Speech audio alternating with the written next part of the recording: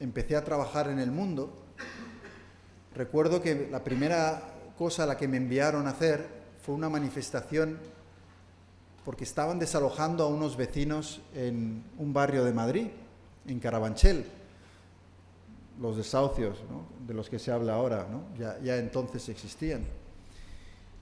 Y recuerdo de ir a cubrir la información. Nunca se me olvidará que cuando vieron que venía un periodista, todos empezaron a gritar: ¡periodista, periodista! La alegría que aquello les supuso, ¿no?, de que alguien les escuchara. Y creo que es algo que es importante, ¿no?, que muchas veces la gente valora vuestro trabajo, el que vais a hacer. Y entonces volví a la redacción y Pedro Blasco, que era entonces el redactor jefe de Local, me dijo: escríbete una nota. Y yo le dije: ¿y eso cómo se hace?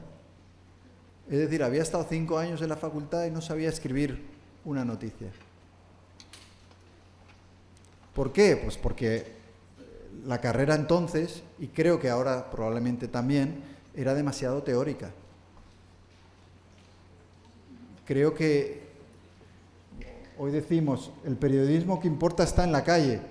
Bueno, los estudiantes de periodismo deberían pasar probablemente más tiempo en la calle. Yo os enviaría todas las semanas a hacer algo de periodismo fuera. No sé si eso se puede hacer, si se puede regular de alguna manera. A veces los profesores están limitados por cuestiones que se escapan a ellos mismos, ¿no? Porque hay unos temarios, hay unas leyes de educación que fijan unos horarios y unas cosas, ¿no?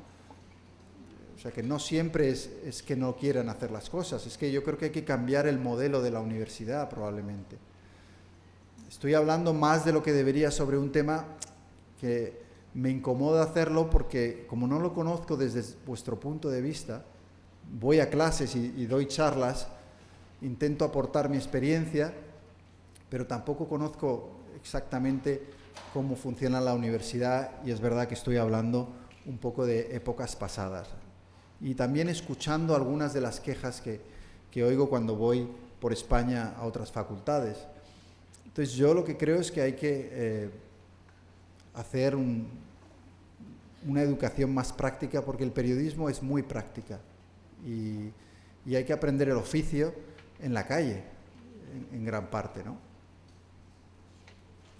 A ver, siguiente, por aquí. Bueno, si quieres ver que mejor para el orden, vamos a hacer esta línea, 2 más en esta línea, 1 más, ¿vale? Y ya vamos hacia el otro lado. Buenas, David. En primer lugar, gracias por estar aquí. Mi pregunta va en el sentido de que yo creo que en España últimamente lo que hay es una falta de entendimiento sobre saber qué es periodismo y qué no es periodismo, ¿no? El otro día, por ejemplo, en 4 se emitió la segunda parte del documental de Todo es mentira, de las cloacas del Estado, donde tú eres bastante protagonista, y lo vio realmente poca gente para el interés que tiene. Ahora mismo yo el problema que veo es que la gente no cree en el periodismo porque la figura que tiene el periodismo es las tertulias y demás. Ha dicho que se puede dar la vuelta a la tortilla. ¿Cómo crees que se podría hacer eso? Porque yo ahora mismo lo veo bastante inviable porque hay mucha gente que cree muy poco en esta profesión, sobre todo fuera. Bueno, yo creo que tu pregunta es clave y es una pregunta muy importante. ¿Qué es un periodista, no? Porque yo creo que una de las cosas que ha desprestigiado a esta profesión es gente que está disfrazada de periodista, como si fuera Halloween. Y en realidad son propagandistas, son relaciones públicas, son activistas de causas variadas, algunas incluso justas, pero no son periodistas. Y cuando la gente, tú le preguntas en las encuestas cuáles son las profesiones peor valoradas, pues muchas veces salen los periodistas porque se creen que los tertulianos de Sálvame son periodistas. Y eso no son periodistas. Si a eso le añades que periodistas supuestamente serios de este país han estado implicados en las cloacas del Estado, en periodismo de chantaje, en manipulaciones de todo tipo, el desprestigio puede ser importante. Por otra parte, me parece a mí que la gente ahora distingue bastante lo que es un medio del periodista concreto, y a través de las redes sociales hay periodistas que se han creado un prestigio de su persona, ¿no? Y que la gente confía en lo que ellos tienen que contarle. Es una cosa que es interesante que vosotros construyáis, ¿no? Cuando tú en un periódico aceptas manipular una información para mantener tu trabajo, lo que estás haciendo es dinamitar tu capacidad de crearte una marca independiente. Por eso es tan importante tener ese coraje de decir que no del que hablaba. Una de las razones de que yo haya escrito El Director es precisamente relacionada con tu pregunta, para aclarar qué es periodismo y qué no es periodismo, quiénes son periodistas y quiénes no son periodistas. Y se me han enfadado compañeros que pensaban que el periodismo está para contar lo que ocurre en la política, en la empresa, en todos lados, menos en nuestra casa, ¿no? Lo nuestro debía de permanecer escondido y debajo de la alfombra. Yo le dedico el libro a todos vosotros, a los futuros periodistas, precisamente con la esperanza de que seáis vosotros los que recuperéis también el prestigio de la profesión, teniendo claro qué es hacer periodismo. Estos días vemos a algunos compañeros subirse a atriles como este, en mítines políticos, a leer comunicados y manifiestos de ideas políticas. Eso no es periodismo. Vemos a compañeros que claramente se declaran de un partido, como si esto fuera equipos de fútbol, y defensores del periodismo ideológico. Marguenda, por citar un ejemplo. No, yo hago periodismo ideológico. Pero ¿y eso qué es? El periodismo, tú por supuesto, todos tenemos una ideología, somos más o menos religiosos, creemos en unas cosas y en otras, pero cuando tú te pones delante del ordenador a escribir tu noticia, todo eso tiene que quedar a un lado. Y tienes que ser fiel a los hechos y a la verdad. Y por supuesto serás subjetivo porque no somos robots, pero tienes que ser lo suficientemente honesto para contar las cosas tal como son, independientemente de tus ideas y de tus creencias. Si vosotros hacéis eso, contribuiréis a recuperar el prestigio de la profesión. Hay, yo creo, periodistas en este país haciendo gran trabajo. Hay algunos medios que lo están empezando a hacer también. Y yo creo, y estoy convencido, de que tocamos fondo hace unos años con el periodismo de cloacas, etcétera, etcétera, y que ahora, poco a poco, vamos a emerger de ahí y va a haber un periodismo mejor cuando vosotros salgáis de la facultad. Ya digo que no va a ser fácil, pero sí creo que hay gente con ganas de cambiar las cosas. Y la reacción al libro a mí me ha inspirado sobre todo a creer que eso es así, ¿no? La cantidad de gente que me ha escrito diciendo, vamos entre todos a mejorar esto, ¿no? La solución a los problemas que lleva más de una década sufriendo la prensa pasan inevitablemente por depender otra vez de los lectores. Y eso solo va a ocurrir si confían en nosotros, si nos ganamos su credibilidad. Si les vamos a pedir suscripciones para que sostengan nuestro periodismo, antes tenemos que demostrarles que estamos de su lado y no del lado de poderes económicos o políticos. Y como estamos viendo que la alternativa ha fracasado, es decir, que el clic fácil, el periodismo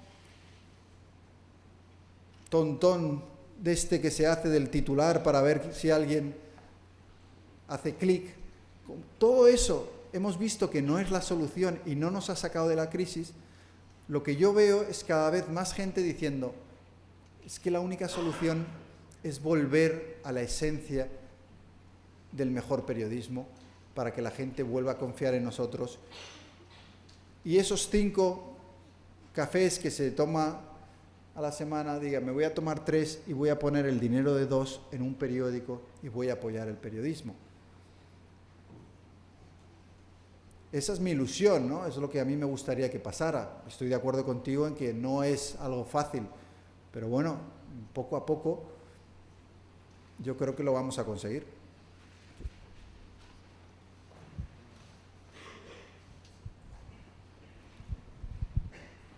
Buenas, David por aquí.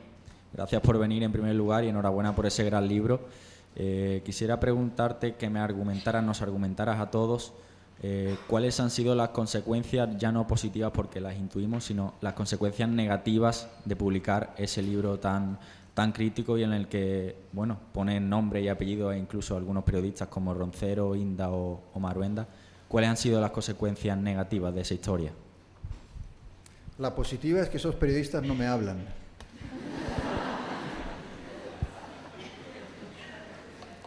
Y tampoco echo de menos que me hablen. Bueno, antes de publicar el libro, el consejo que más recibí de mis amigos fue que no lo publicara. Ellos decían, esto te va a traer solo problemas, te van a vetar, te van a cerrar todas las puertas, ¿no? Mi reacción era un poco, yo tampoco quiero trabajar para gente que cierra puertas, aquellos que dicen verdades incómodas. No tengo ningún interés en trabajar con ese tipo de gente. Lo que ha ocurrido es que ha sucedido justamente lo contrario.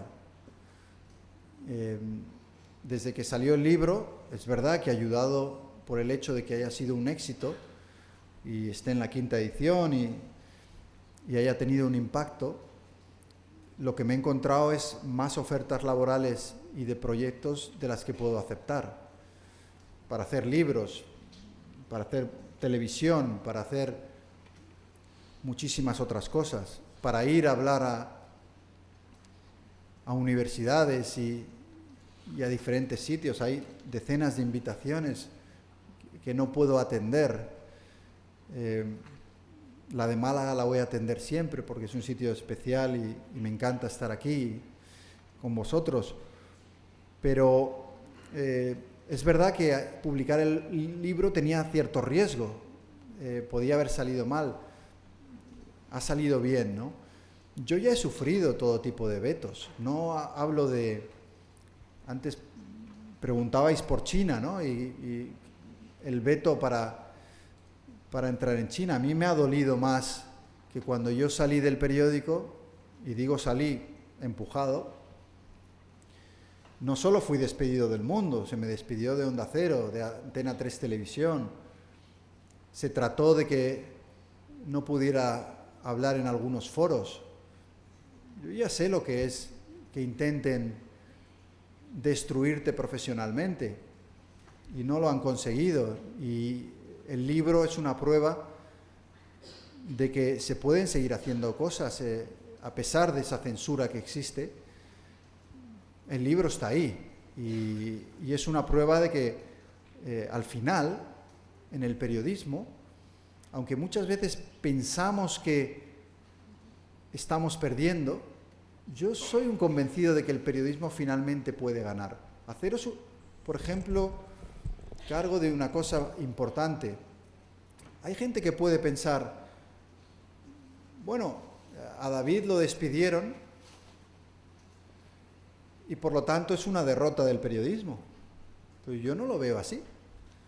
Yo lo veo con David mantuvo su integridad y la del periódico durante 366 portadas, no consiguieron cambiarlo, y el periodismo que se hizo con él como director y con mis antecesores en el cargo, y mi sucesor, Pedro García Cuartango, fue decisivo en que el gobierno del Partido Popular, entonces manchado de corrupción, cayera en lo que para mí fue un triunfo del periodismo. Yo no tengo nada en contra de Mariano Rajoy. Solo hay que ver los políticos que tenemos ahora, casi lo echamos de menos, ¿verdad?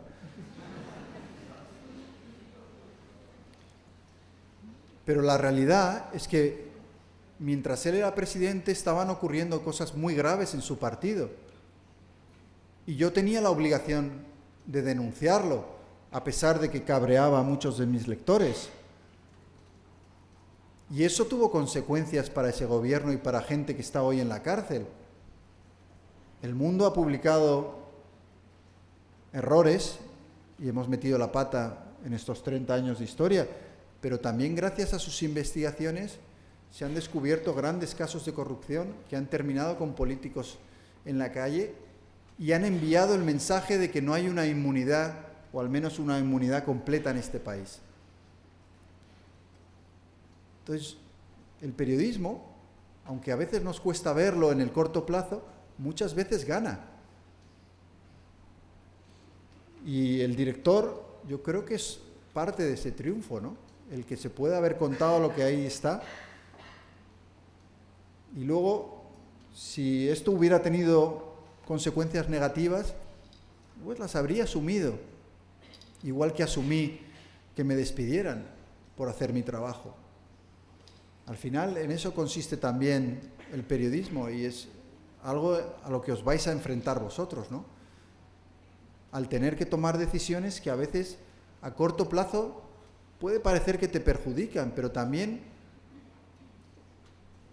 llega un momento que es mejor preservar tu nombre, tu credibilidad y tus principios de cara al futuro para construirte una marca personal respetable, que no ceder a esa presión inmediata que a lo mejor te va a mantener en tu puesto. Pero al final esto es una decisión muy personal que cada uno tiene que tomar.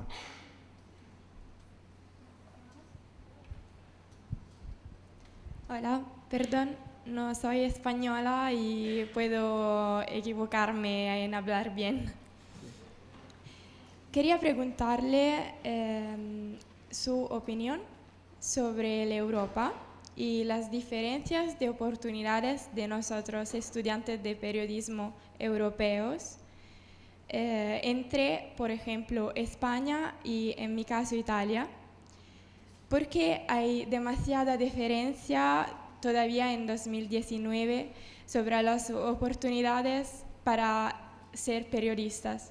En mi país es más difícil que en este, porque aunque yo me gradúo el año próximo, espero, no puedo ejercitar mi profesión, porque no soy todavía una periodista. Y no sé por qué no podemos contar eso como una denuncia y hacer algo para la comunidad europea. Sí, tu español es perfecto. O sea que a lo mejor lo que tienes que hacer es quedarte en España.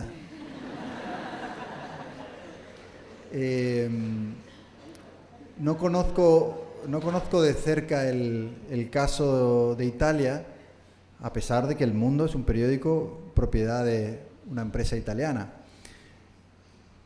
Pero, claro, cada país tiene su ambiente periodístico, su mercado laboral, sus normas, ¿no? Según lo que tú cuentas, pues parece que Italia es un problema, ¿no? Yo una cosa que recomiendo a todos los periodistas y que quizá debería ser el primer consejo que os dieran el primer día de clase en la universidad es que aprendáis inglés con suficiente capacidad para poder escribir algún día o hacer periodismo en inglés. Porque cuando te limitas a un idioma, tú ya tienes dos, lo cual es bueno, el mundo laboral al que te enfrentas es mucho más pequeño. Eso que el español es un idioma, oye, tienes oportunidades en Latinoamérica también, ¿no? Que a veces no miramos más allá, y en Latinoamérica se están haciendo grandes cosas y hay proyectos muy interesantes. Pero yo lo que he encontrado es que aquellos compañeros que hicieron el esfuerzo de aprender inglés, ya sea yéndose a trabajar de camareros unos meses a Londres, ya fuera estudiando en casa, haciendo lo que fuera, se han encontrado con muchísimas más oportunidades laborales, porque ya no están limitados a esos medios españoles o latinoamericanos, sino que todo el mundo es para ellos una posibilidad de trabajo. Y hay compañeros que se han ido y se fueron a Asia, por ejemplo, de corresponsales, y vieron que los periódicos españoles pagaban muy mal por el trabajo que hacían. Y empezaron a escribir para medios extranjeros y a ofrecer su trabajo para medios que respetaban mucho más su trabajo. Yo creo que no hay nada que vaya a ser más importante para vosotros en el mercado laboral que tener un buen inglés.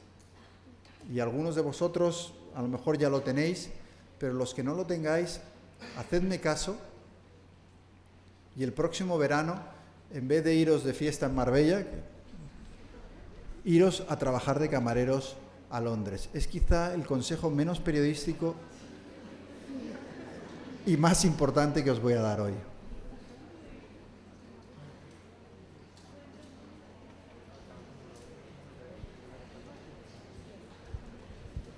Buenos días.